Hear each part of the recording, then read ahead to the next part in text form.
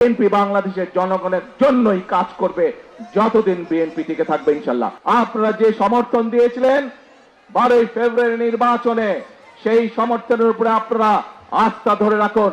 ইনশাল্লাহ আপনাদের নির্বাচিত দল বাংলাদেশ জাতীয়তাবাদী দল ইনশাল্লাহ জনগণের জন্য অতীতেও কাজ করেছে, বর্তমানেও কাজ করবে এবং দেশ এবং জনগণের স্বার্থের বাইরে কোনো কাজ করবে না। প্রিয় ভাই বোনেরা, আসুন আজকের এই পোড়ামাছ অবমুক্তকরণের এই যে জনসভা, এই জনসভায় আমরা সকলে আজকে শপথ গ্রহণ করি।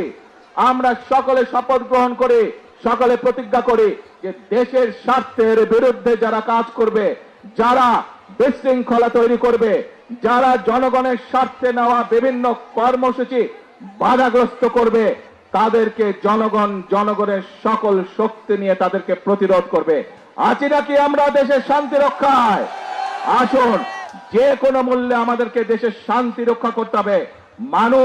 দেশের মানুষ এখন দেশের শান্তি চায়, দেশের মানুষ এখন শৃঙ্খলা চায়, আইনের শাসন চায়, দেশের মানুষ কর্মসংস্থান চায়, দেশের মানুষ তার সন্তানদের জন্য শিক্ষা চায়, দেশের মানুষ তার পরিবারের জন্য স্বাস্থ্য ব্যবস্থা চায়। এই কাজগুলো যদি করতে হয় আমাদেরকে তাহলে ধৈর্য সহকারে অবস্থা নিতে হবে, ধৈর্য সহকারে আমাদেরকে সময়ের জন্য ধীরে ধীরে সময়কে সুযোগ দিতে হবে এবং একই সাথে আমাদেরকে সতর্ক থাকতে হবে। যারা বিশৃঙ্খলা তৈরি করছে তাদের ব্যাপারে আমাদেরকে সতর্ক থাকতে হবে। আছেন নাকি আপনারা আমার সাথে? ইনশাআল্লাহ। প্রিয় ভাই বোনেরা, আজকে এই পর্যন্ত বক্তব্য রেখে আমি আমার বক্তব্য শেষ করছি। তবে আপনাদের কাছে প্রত্যাশা দিয়ে আপনারা আস্থা রেখেছিলেন বিএনপির উপরে, পরিষ্কার ভাবে আমি বলে দিতে চাই, ইনশাআল্লাহ আপনারা আস্থা ধরে রাখুন।